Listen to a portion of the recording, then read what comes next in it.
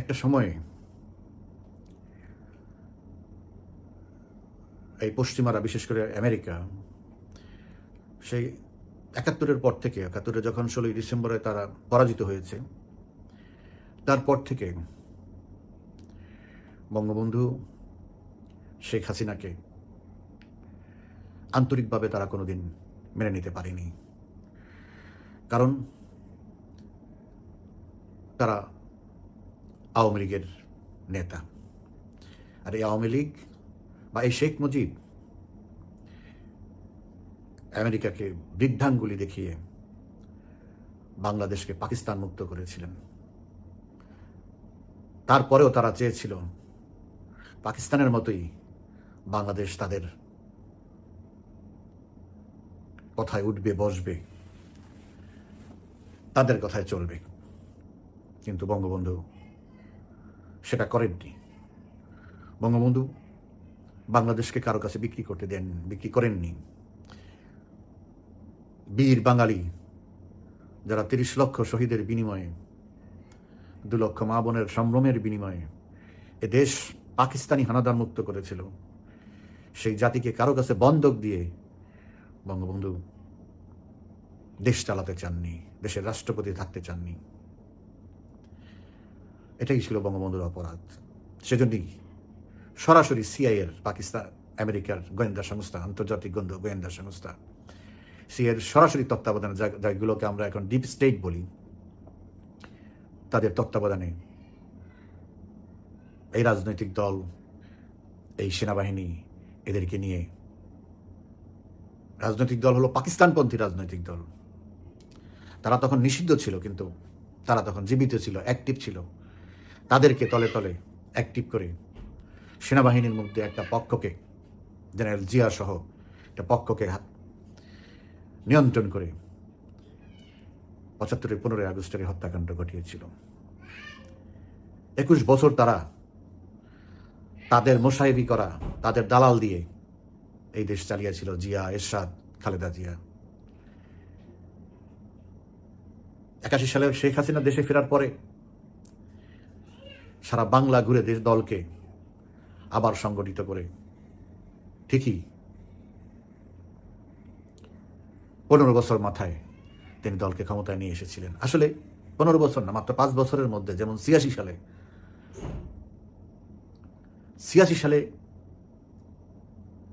নিরঙ্কুশ সংখ্যাগরিষ্ঠতা নিয়ে আওয়ামী লীগ বিজয়ী হয়েছিল, কিন্তু জেনারেল এরশাদ মিডিয়া কু করে, মানে শুধু টেলিভিশনে ঘোষণা দিয়ে আওয়ামী লীগকে পরাজিত করেছিল। মাঠে আওয়ামী লীগ বিজয়ী হয়েছে, কিন্তু ঘোষণা হয়েছে উল্টোটা।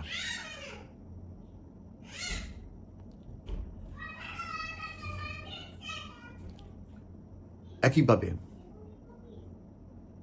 ২০০১ সালেও একই ঘটনা, তারা সব সময় লেগেছিল আওয়ামী লীগের পিছনে, শেখ হাসিনার পিছনে।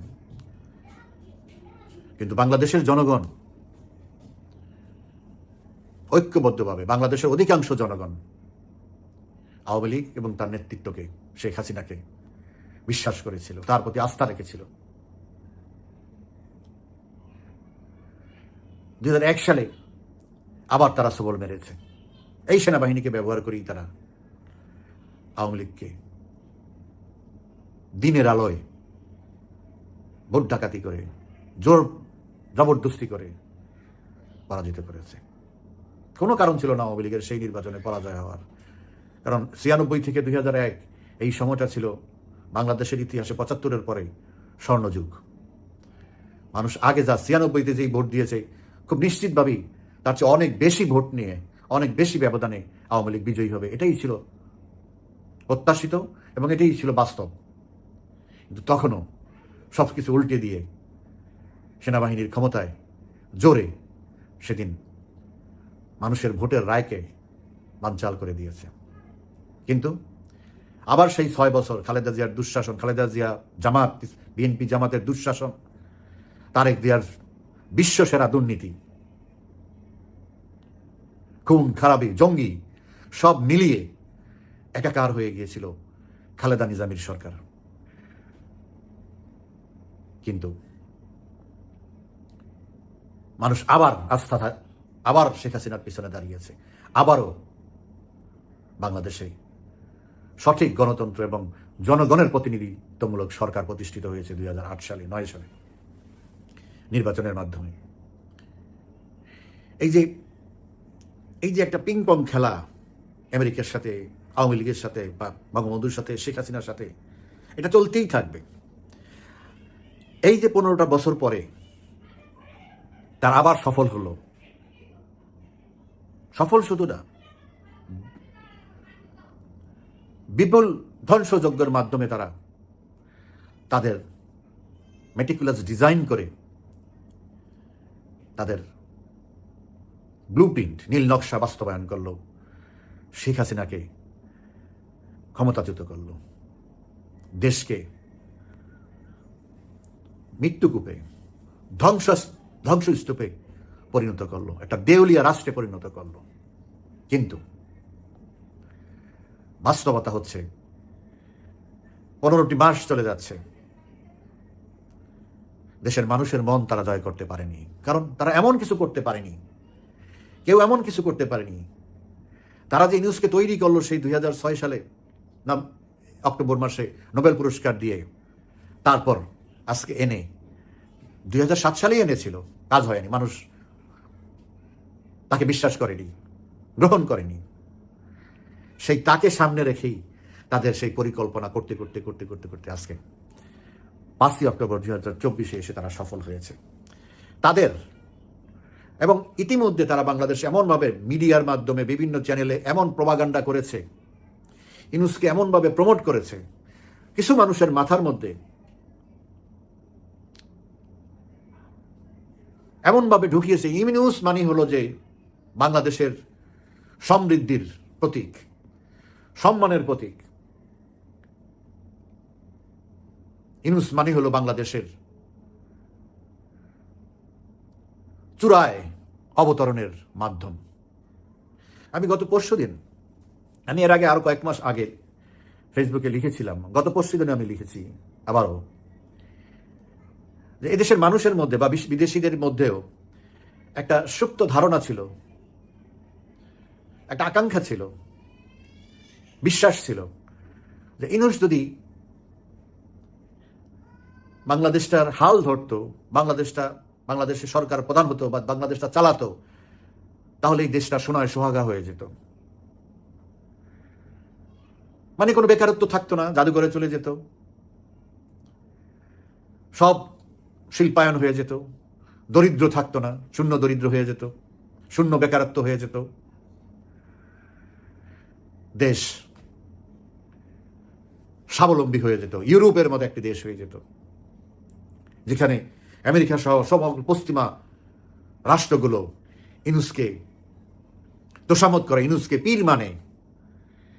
সেখানে তো ইউনূসের মতো এত দক্ষ লোক, যেখানে সারা দুনিয়ায় ঘুরে বক্তৃতা দেয়, মানুষ হাততালি দেয়, না জানি কি করে ফেলতো এই দেশটাকে। কিন্তু তাদের জন্য দুঃখের বিষয়, আফসোসের বিষয়, আফসোস করতো যদি, মানে আফসোস থেকে যেত যদি ইউনূস 8ই আগস্ট বাংলাদেশে অবৈধভাবে ক্ষমতা দখল না করত। ইউনূস ক্ষমতা দখলের পরে তারা প্রশান্তির নিঃশ্বাস তারা ছেড়েছিল। কিন্তু আজ না, মাত্র কয়েক মাসের মধ্যেই, কয়েক দিনের মধ্যেই একে একে ইউনূসের ম্যাজিক দেখা শুরু করলো, যেই ম্যাজিকে মানুষের ঘুম হারাম হতে শুরু করলো, যেই ম্যাজিকে মানুষের ক্ষুধা বাড়তে শুরু করলো, যে ম্যাজিকে বেকারত্ব বাড়তে শুরু করলো, শিল্প ধ্বংস হতে শুরু করলো, শিক্ষা ধ্বংস করে দিল। সমস্ত সেক্টরগুলো যা শেখ হাসিনা গত 15 বছর 7 মাসে তিল তিল করে নিজের আরামকে হারাম করে, অক্লান্ত পরিশ্রমের মাধ্যমে, সাহসের মাধ্যমে, নীতি আদর্শের মাধ্যমে এই দেশটাকে গড়ে তুলেছিলেন, সেই গড়ে তোলা পিলারগুলি একে একে ভেঙে পড়ছে।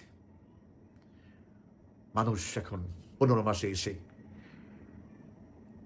হতাশায় নিমজ্জিত হয়েছে। তাদের মনে আর কোনো আশা নেই, তারা ভবিষ্যৎ দেখতে পাচ্ছে না, ভবিষ্যতের দিকে তাকানোর সুযোগও তাদের নাই, কারণ বর্তমানকেই তারা সামাল দিতে পারতেছে না। সেই দেশি বিদেশি যাদের সুপ্ত বাসনা কামনা ছিল ইউনূসকে নিয়ে একটি রঙিন বাংলাদেশ তৈরি করবে, আজকে নিশ্চিতভাবে তা ফানুসে পরিণত হয়ে গেছে। তারাও আজকে আফসোসের বদলে হতাশায় নিমজ্জিত হয়েছে। কি করলো তারা? কাকে বসালো? এখন তারা বলছে এর চেয়ে অযোগ্য লোক পৃথিবীতে আর দ্বিতীয় কেউ নেই, এর চেয়ে অপদার্থ লোক দ্বিতীয়তে আর কেউ নেই, অদক্ষ লোক দ্বিতীয় আর পৃথিবীতে কেউ নেই। এত বড় দুর্নীতিবাজ, এত বড় ক্রুয়েল নিষ্ঠুর মানুষ পৃথিবীতে দ্বিতীয় আরেকটি নেই, এত বড় ধোঁকাবাজ পৃথিবীতে আর নেই, এত বড় বাটপার দ্বিতীয় আরেকটি পৃথিবীতে খুঁজে পাওয়া যাবে না, যিনি নিজেকে দেবতার আসন থেকে নেমে নিজেকেই ডেভিল হিসেবে রূপান্তরিত করেছেন। এটা আজকে স্বীকৃত। তাই তাকে যারা বসিয়েছে তারা এখন এই মনস্থ করেছে, এই সিদ্ধান্ত নিয়েছে, তারা ভুল করেছে, তাদের ভুলের খেসারত দিতে হবে। তাহলে কিভাবে ইউনূসকে সরিয়ে কাকে তারা বসাবে? কে এই ঝড় ঝঞ্ঝার মধ্যে এই নৌকাকে তীরে ভিড়াবে? বাংলাদেশে তারা এমন কাউকে খুঁজে পায়নি। সেই লন্ডন প্রবাসী আরেক জুনিয়র ডেভিল চাঁদাবাজ তারেক জিয়া থেকে, তাকে তো আগে থেকেই ব্ল্যাক লিস্টেড, ওটা বাদ, এমন কাউকে খুঁজে পায়নি যাকে তারা এই দেশটাকে যে জঙ্গিতে রূপান্তরিত হচ্ছে এখান থেকে রক্ষা করা যাবে। তাদের মেইন কনসার্ন এটা, আমরা খেয়ে বাঁচি না খেয়ে বাঁচি তাতে কিছু যায় আসে না। তাদের মূল কনসার্ন এখন হয়ে গেছে দেশটা জঙ্গিদের হাতে চলে গেছে, ইসলামিক রেডিক্যালসদের হাতে চলে গেছে, উগ্রবাদীদের হাতে চলে গেছে। এবং তারা যদি গায়ের জোরে, সেনাবাহিনীর জোরে, গায়ের জোর মানে তারা তো সেখানে ফাইট করবে না, তাদের ইশারাই সেনাবাহিনী যা করা তাই করবে। তো সেনাবাহিনীকে দিয়ে জোর করে যদি কাউকে আবার বসায়, তাকেও টিকিয়ে রাখে, সে দেশের তো কোনো উন্নতি করতে পারবেই না, দেশ তো চালাতে পারবেই না, কিন্তু তাকে সারাক্ষণ পাহারা দিতে হবে। তাকে যতক্ষণ পর্যন্ত তারা পাহারা দিবে ততক্ষণ পর্যন্ত তাকে ধরে রাখা যাবে, এর বাইরে এক সেকেন্ডও তাকে ধরে রাখা যাবে না। কারণ এদেশের কোনো মানুষই আর বিশ্বাস করে না শেখ হাসিনা ছাড়া এই দেশকে কেউ সঠিকভাবে পরিচালিত করতে পারবে। এবং তারা এখন চিন্তা করেছে অলরেডি সিদ্ধান্ত যে আমরা শুধু পাহারা দিলে হবে না, ওই রকম একটি বাজে সরকার বা একটা বাজে লোককে, অপদার্থ লোককে, অজনপ্রিয় লোককে ক্ষমতায় বসিয়ে জোর জবরদস্তি করে তাকে ধরে রাখা, মানে তাহলে তাদের তো একটা ইন্টারন্যাশনাল রেপুটেশনের ব্যাপার আছে, সেটা তো এমনিতেও নাই। তারপরে প্রতিদিন এটা নিউজ হবে, তাদেরই লোকজন এখন, তাদেরই মিডিয়া, তাদের যে মানবাধিকার সংগঠনগুলো, বিভিন্ন আন্তর্জাতিক সংগঠন, তারা এখন ফুঁসে উঠছে, তারা এখন মুখ খোলা শুরু করছে, ব্যর্থ ব্যর্থ ব্যর্থ বলে চিৎকার করছে। আইনের শাসন নাই, বাক স্বাধীনতা নাই, মানবাধিকার নাই, সব শেষ, তারাই বলতেছে এখন। তো এইটাকে তারা কিভাবে রোধ করবে? শুধু এখানেই না, আন্তর্জাতিকভাবেই তারা এখন একটা প্রেশারে আছে। এটা নিয়ে তো আমরা এই মরা লাশ যতক্ষণ আমরা টানবো ততক্ষণ এটা দুর্গন্ধ সারা বিশ্বে ছড়িয়ে থাকবে, এবং এই দুর্গন্ধ যাতে না ছড়ায় আমার সারাদিন 24/7 আমাদেরকে এটা নিয়ে নিয়োজিত থাকতে হবে।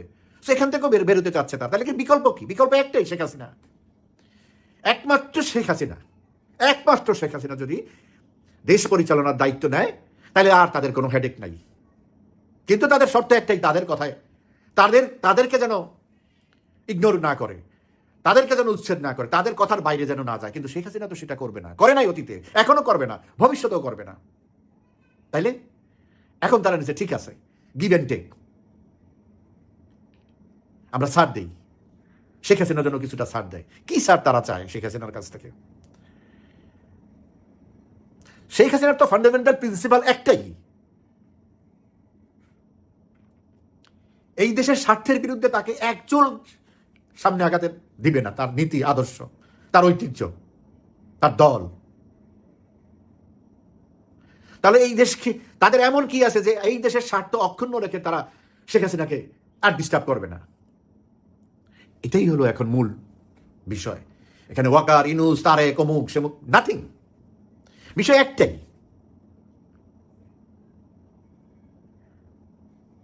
আমাদের আজীবনের পরীক্ষিত বন্ধু ভারত, যাদের অক্লান্ত পরিশ্রম, দৃঢ়তা এবং মনোবল শেখ হাসিনাকে আরো উজ্জীবিত করেছে। শেখ হাসিনা পরিষ্কার জানিয়ে দিয়েছে, তোমাদের সাথে আমাদের হয়তো অনেক মতের অমিল থাকতে পারে, কিন্তু তোমাদের বিরোধিতা করার ওই শক্তি আমাদের নেই, আমাদের ইচ্ছাও নেই। কিন্তু আমরা আমাদের দেশকে, আমাদের নীতি আদর্শ, আমাদের সংস্কৃতি, আমাদের কালচারাল ভ্যালুজ, এগুলিকে আমরা আপহোল্ড করব। তোমাদের সাথে তো আমরা শত্রুতা করি নাই কখনো, বঙ্গবন্ধুও করে নাই। কারণ আমেরিকার সাথে বা পশ্চিমের সাথে শত্রুতা করে টিকে থাকা দুইটা দেশই পৃথিবীতে আছে, সেটা হলো আমেরিকা, রাশিয়া এবং চায়না। এর বাইরে আর কোনো দেশ নাই। ইন্ডিয়া করেছে, ইন্ডিয়া সাফার করেছে, ইন্ডিয়া আবার টিকেও আছে। টিকে আছে এই জন্য যে ইন্ডিয়াকে প্রয়োজন এদেরকে ব্যালেন্স করার জন্য আমেরিকার, যার জন্য তারা নতজানু হয়ে ইন্ডিয়ার সাথে একটা নেগোসিয়েশন করে ফেলেছে। তো এখন তারা সিদ্ধান্ত নিয়েছে যে একমাত্র শেখ হাসিনা যদি এই দেশকে আবার চালকের আসনে নিয়ে চালিয়ে নেয় তাইলেই সম্ভব, কিন্তু সেটা আমাদের ট্র্যাকের বাইরে না। এখন শেখ হাসিনা যে সাফারটা করলো 5ই আগস্টের থেকে, দেশটা যে এই যে অধপতন হলো, দেশটাকে এই যে ধ্বংসস্তূপে পরিণত হলো, অন্তত 20 বছর পিছিয়ে গেল, দেশের মানুষ যে এত সাফার করলো, তার নেতা কর্মীরা যে এত রক্ত দিল, জীবন দিল, এগুলির বিনিময় কি হবে? এগুলির তো কোনো বিনিময় নাই।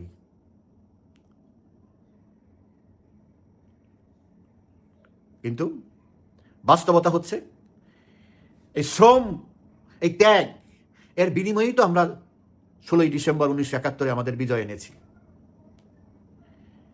আমাদের নেতাকর্মী সমর্থকদের এই ত্যাগ,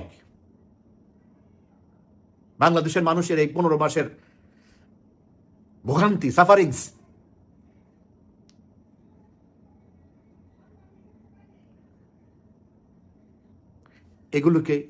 এগুলোর বিনিময়ে আজকে যে অবস্থানটা, সেই বিদেশি শক্তি আমেরিকানদের যে অবস্থানটা হয়েছে, এই ত্যাগের বিনিময়ে সেই অবস্থানটা এসে দাঁড়িয়েছে।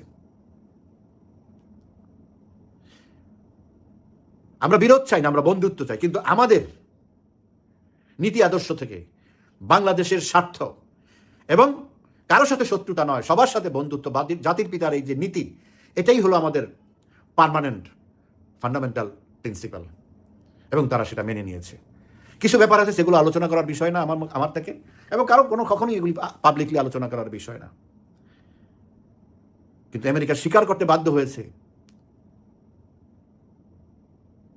এবং মাননীয় প্রধানমন্ত্রী শেখ হাসিনাকে কথা দিয়েছে আমেরিকা আর কখনো বাংলাদেশে হস্তক্ষেপ করবে না। আমরা তো আর তার কাছ থেকে প্রতিশোধ নিতে পারবো না, বোমিং করতে পারবো না, কোনো মিলিটারি অ্যাকশন নিতে পারবো না, ফিনান্সিয়াল অ্যাকশন নিতে পারবো না, কোনো রকমের কিছুই তাদেরকে টাচ করার ক্ষমতা আমাদের নেই, কারণেই। তো আমরা কেন সেই জিদ ধরে থাকবো? প্রধানমন্ত্রীও জানিয়ে দিয়েছে, আমার যা ক্ষতি হওয়ার হয়েছে, আমরা এখান থেকে আবার ঘুরে দাঁড়াবো। আমাদের সাথেও তোমরা শত্রুতা করো না, তোমাদের সাথে আমাদের বিরোধ নেই, তোমরা আমাদেরকে দান খরাত আমি চাই না, কিন্তু আমাকে ডিস্টার্ব করো না। যে কদিন বেঁচে আছি আমাকে পারলে সহযোগিতা করো, এই দেশটাকে আমরা, আমাদের যে জাতির পিতা, তার যে একটা স্বপ্ন ছিল সোনার বাংলা করা, সেইভাবে গড়তে পারার সেই সহযোগিতাটা আমাকে করো। এর চেয়ে বেশি কিছু আমি তোমাদের কাছে চাই না। They promise to Sheikh Hasina, they will do so. কোনো কথায় কান দিবেন না। সেনাবাহিনী ক্ষমতা দখল করবে না, কোনো সুযোগ নেই। সেনাবাহিনী যারা ক্ষমতায় থাকবে তাদেরকে সহযোগিতা করবে। একে না, এই ডেভিলকে না। Devil is gone.